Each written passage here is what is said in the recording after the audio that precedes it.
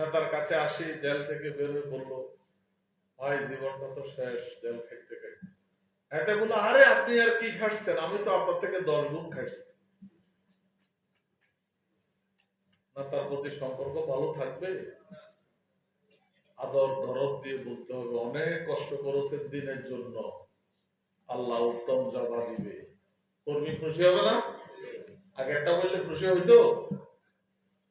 এই জন্য সংগঠনকে মজবুত করতে হলে নেতা কর্মীদের মধ্যে সৌহার্দ্যপূর্ণ, বন্ধুত্বপূর্ণ, হৃদয়তাপূর্ণ সম্পর্ক সৃষ্টি করতে হবে, থাকতে হবে, হতে হবে।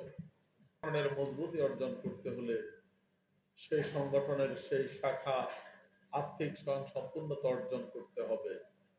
আমরা এই ব্যাপারে মাঝে মাঝে হাল ছেড়ে দিই। অনেক সমস্যা ভাই,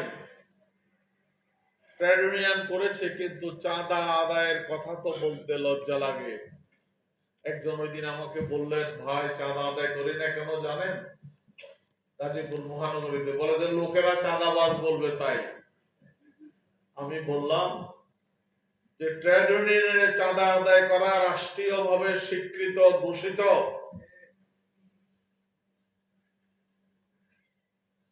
কারণ আপনি যে সংগঠন, যে ট্রেড ইউনিয়ন করেছেন তার জন্য মাসে 20 টাকা, 10 টাকা, 30 টাকা, 50 টাকা চাঁদা নিচ্ছেন, রসিদ দিচ্ছেন। চাঁদার জন্য আপনার মাসিক যে চাঁদা সেটা বাৎসরিক যোগ করে দেওয়া আছে।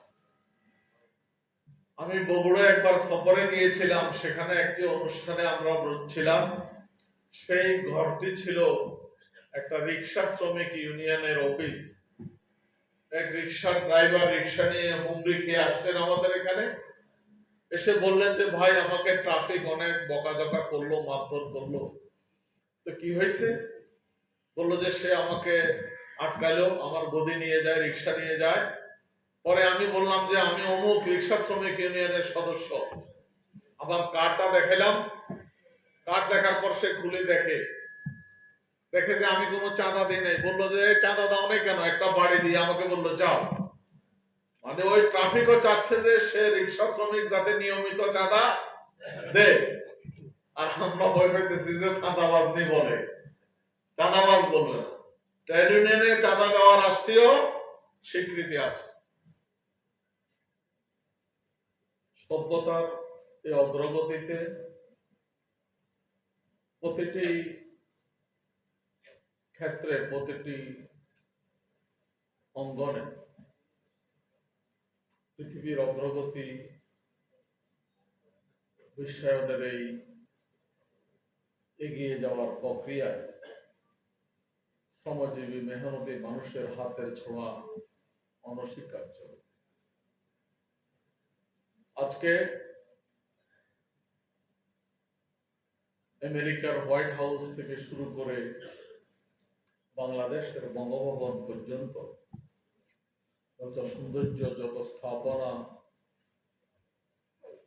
যত উৎকর্ষ প্রতিষ্ঠিত হয়েছে, নির্মিত হয়েছে, তাতে শ্রমজীবী মেহনতি মানুষের ছোঁয়া রয়েছে। আবার আন্দোলন, সংগ্রাম, বিপ্লব, সকল আন্দোলন, সংগ্রাম, বিপ্লবেও শ্রমজীবী মেহনতি মানুষের ভূমিকা অগ্রগামী।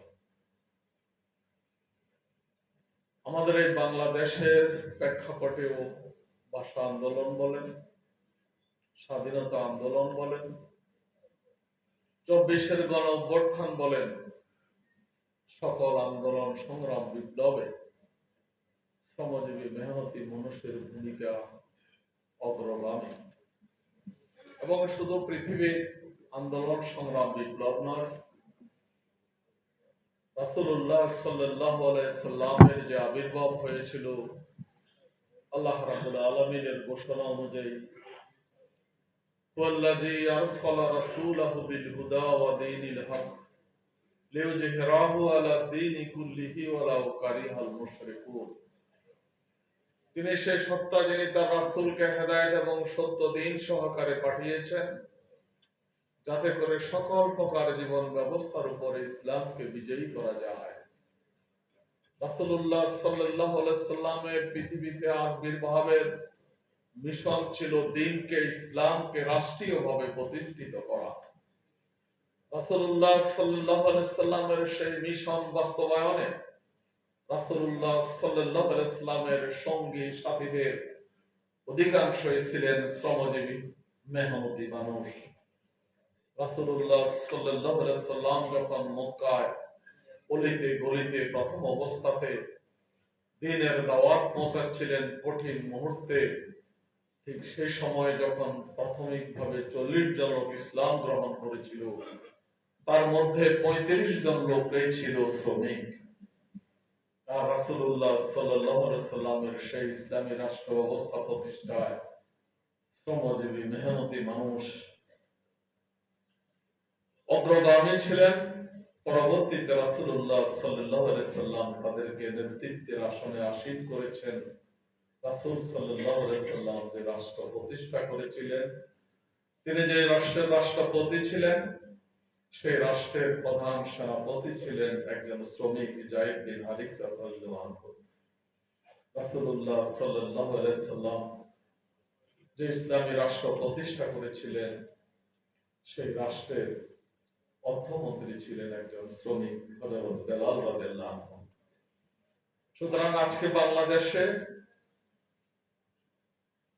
আমরা যে পূর্ব দিকে প্রভাতের আলো দেখছি, সেই প্রভাতের আলোকে বাস্তবায়িত করতে হলে, বাংলার এই জমিনে ইসলামী রাষ্ট্র ব্যবস্থা প্রতিষ্ঠা করতে হলে শ্রমজীবী মেহনতি মানুষদেরকে এগিয়ে আসতে হবে। শ্রমজীবী মেহনতি মানুষের ভূমিকাকে অগ্রগামী করতে হবে।